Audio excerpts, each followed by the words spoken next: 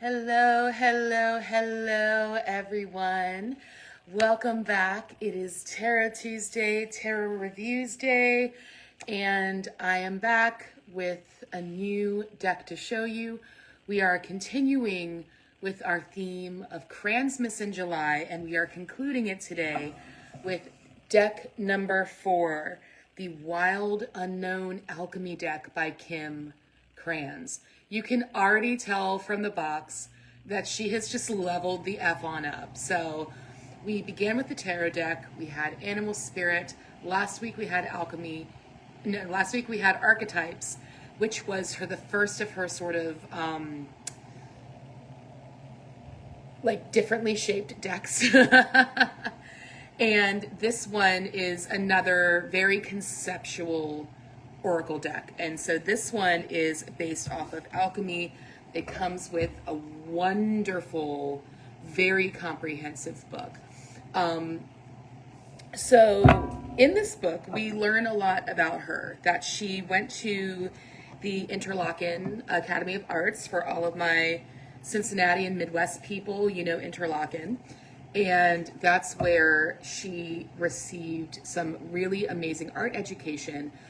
But she also had a professor there who really taught her about art's potential to transform and that we create relationships with our materials. And that idea is very much the basis for this deck. So after she's done some graduate studies, some esoteric graduate studies at the Pacifica Institute in Santa Barbara, California. And I actually attended a conference virtually in 2020, and just it was magnificent. But she learned a lot about, that's where she got her studies in on Carl Jung for the archetypes deck that we looked at last week. But she has also taken courses in alchemy and has a really fantastic book list that she offers. So if you want to read more about alchemy. But the theory of this deck is the idea that alchemy is not just something that like a bunch of old men did in laboratories kind of as a precursor to chemistry, but that it was actually an allegorical exercise. And this is something that, you know, we sort of know about it, was that what alchemy was allegories for taking a base material and turning them into something else, or the art of trying to manifest potential into its highest expression, right? And that can be done through fire or through liquid or other elements. And so she has this deck kind of organized into elements, seasons, materials. She wants us to think of ourselves as alchemists, and the different places that we are in life as our laboratories. Like, is your laboratory the art studio? Is it the telephone? Is it an office, right? Is it the club? Like, where are you transforming and transmuting things from their base forms into their highest expressions? And so this deck just goes super hard on the sort of surrealist collage that we started seeing emerge in that last deck, the one that was on archetypes. And the point of this deck, and so when I first got this deck, I was like, she is mean.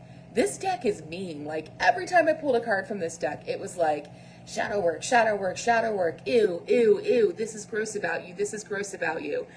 And I was just like, ugh, what is this? And then I realized, Catherine, this is why I own so many decks, because they all have different energy. And the authors all give them different intentionality. And some of the authors, they want the intentionality of the deck to really be charged by the person who's using it. But Kim Krans is really like, this is an alchemical deck. This deck is for you to transform yourself from your base form into your highest expression. And so this deck, it's not that the cards are unpleasant. There are many really great cards. It just so happened that when I got this deck, I wasn't drawing any of those lighter cards. I was drawing cards that had a lot to do with looking at the shadows, looking at your base materials, and understanding that the prima materia, the base materials that you're working with, it's opportunity, it's potential. So when you're looking at your shadows, like I suffer from depression, right? Like, so like if I'm just going to speak from like for myself, where I have had issues with depression or anxiety or something like that. And let's just say I'm not giving anybody medical advice here. But just as human beings, we all go through it. We all have shadows and light in our life. And some of us absolutely require help and assistance. And I know that I did. And I know that medication is something that has worked for me.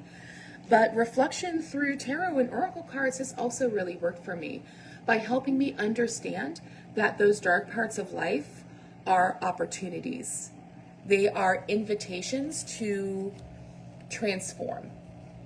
And it has to happen in a very natural way. It can't be like, oh, I'm fine now, right? No, whenever I travel, I'm going to get cranky. I'm going to get moody. I'm going to tell people off.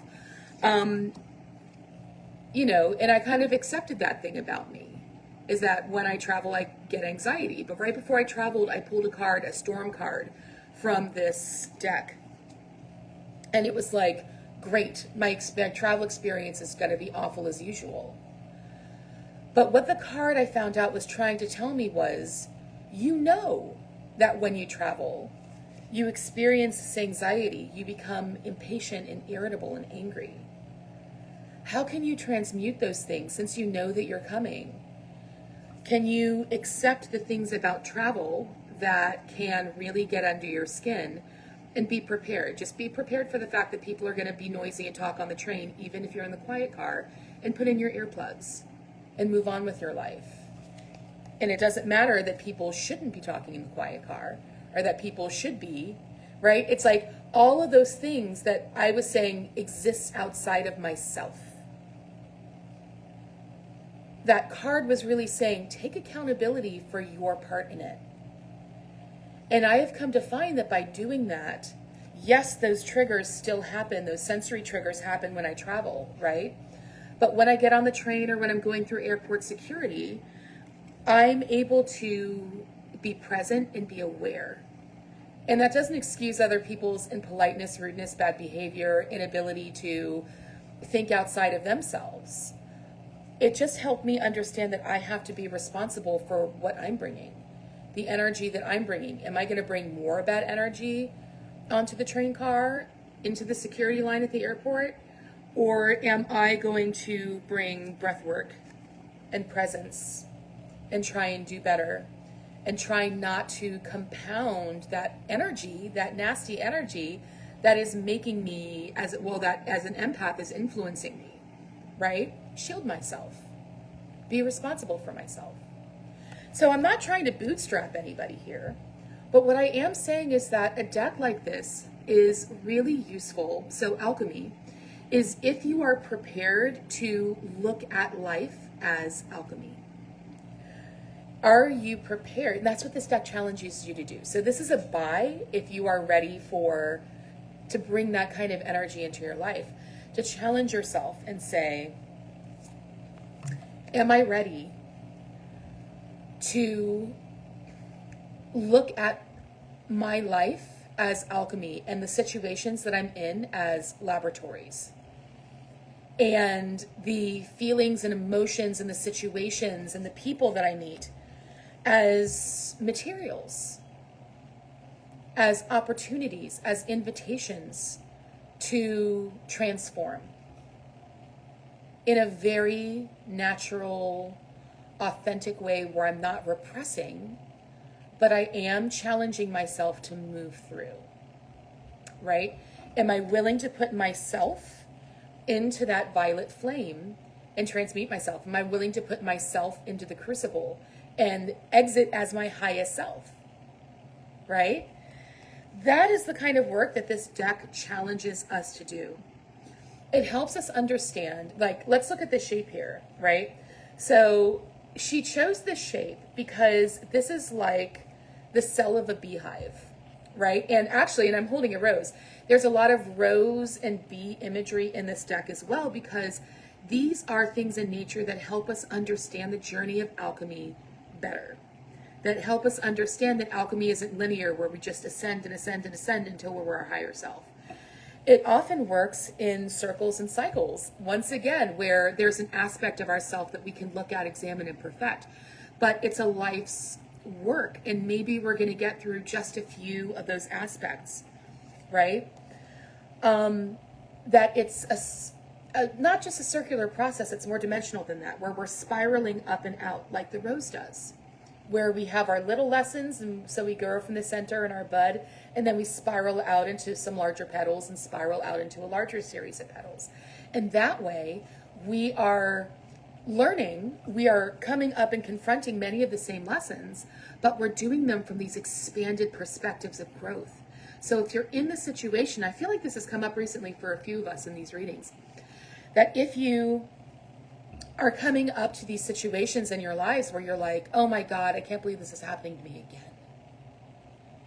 Ask yourself either, did I learn and I'm just repeating the lesson, or did I learn something and I'm growing and now I'm just receiving the same lesson and I have the opportunity to transmute it and view it from a different perspective. And oftentimes when we come to that conclusion, I've grown, I'm spiraling up, and we're able to go through the exact same situation, but from that peaceful, expanded perspective, we kind of don't need that cycle anymore. It's done what it's needed to do, and we can be done with it and enjoy some peace. But then guess what? There's a new cycle, there's a new lesson, right? We're never done, and I know that that can really suck because doing the work can be very, very tiring. But fortunately, we get to have these periods of rest, right? That's what the womb is for. That's what the void is for. And that's what, at the end of our journey, we get to embody the champion for a while before it's time to, start a new cycle. That's kind of the way things go. So now that we have a really good, deep understanding of this deck and what it's supposed to do for us, let's pull a card. Now, again, this is very cool in that it's symbolic and it's supposed to evoke the cell of a beehive. And bees are amazing alchemists, and bees are amazing in the way that they work in community, and they're amazing hummers, which is actually a great example for us to follow as well. But these are not fun to shuffle. So Kim Krans, if you are watching this, I love the conceptuality of this deck. Girl, it is a win, but honey, it is hard to shuffle. Oh my God, wow, things are just popping up. All right, so let's see if we get anything else. A lot of flippers today. My goodness. All right. So I'm going to look at this flipper. And this guy fell on the floor, but it's face down. So maybe we'll use it, maybe we won't. So we have the first card, which is yellowing, right? So, let's take a look and see where we can find this card for us. And yellowing is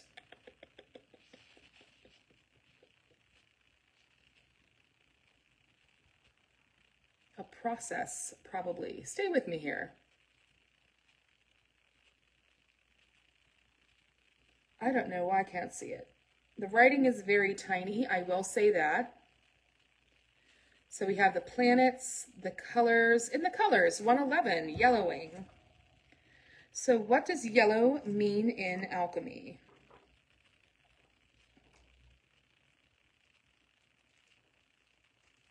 Thank you for bearing with me. This is just, I feel like this is a little painful to wade through. All right. Aging, transitioning, warning, yikes. Indicating transition, yellowing leads us into the next phase of our alchemical work. This goes very well with our reading from last week where we're like, you're in the womb right now, you're in the void, and it's okay to pass through this portal. Envision the yellowing of pages of a beloved novel or the ochre blanket of leaves in the fall. This color seeps out to signify the beginning of the end, a return to zero. Even a deep bruise finds a yellow tint as it reaches its final phases of healing. In contrast, yellow can be the marker of long-awaited growth, as seen in the first rays of the sun and the cheer of the forsythia in February. Whatever its message, yellowing tells the truth. It leads us forward. Like the vibrant canary in the mind, warning of what's to come, take heed. The transition here is whether by yoke or bile. How to respond is up to you. It's likely you already know. So she's saying, take a look at Terry O'Neill's photographs of David Bowie in 1974, or to ponder transition as a teacher, as some sort of little extras for you. Here's another one, and it's interesting that this one actually flipped out earlier, and I looked it up, so I know what this one is. The scintilla means hope in the darkness, right? So here we go again. Yellowing, there's a transition coming. And we've been talking about the fact that transitions often happen in the womb, in the void where there is darkness. And this is like, yes, there is hope. This is like sparks, stars shoot like a shooting star in the black of night, right? That gives you this idea of the fact that light exists, right? Which I think is really, really interesting. And then we have the summer card, which talks about the season of summer being something where there is a harvest, right, to come. And this is the one that fell on the floor, and I think I'm going to include this, is gold, which is the sort of ultimate goal, right, of alchemy. So it's like we're being given this idea of the entire transition, the process that's happening, but it starts here, right? So what in your life is giving you these signals of yellowing? What's happening around you right now where you're seeing yellowing? And understand that this is here to just do a job. It's not something to be afraid of. The yellowing is just doing the job of letting you know it's time for this thing to fall away. And I know that that can be scary, but all that really is just information. It's just saying, hey, these leaves are ready to fall, right? Like, we've had summer. Oh my God, and there's yellow on the card, right? So we've had summer, and it's time for the leaves to fall. It's time for us to go into that contemplative phase. It's time for us to have that winter time, to be in the womb for a while, which is a form of rest. What I think is interesting is that we actually, so this was talking about yellowing can either be yolk or bile. So something that's going to give us new life, or something that is a symptom of illness, right?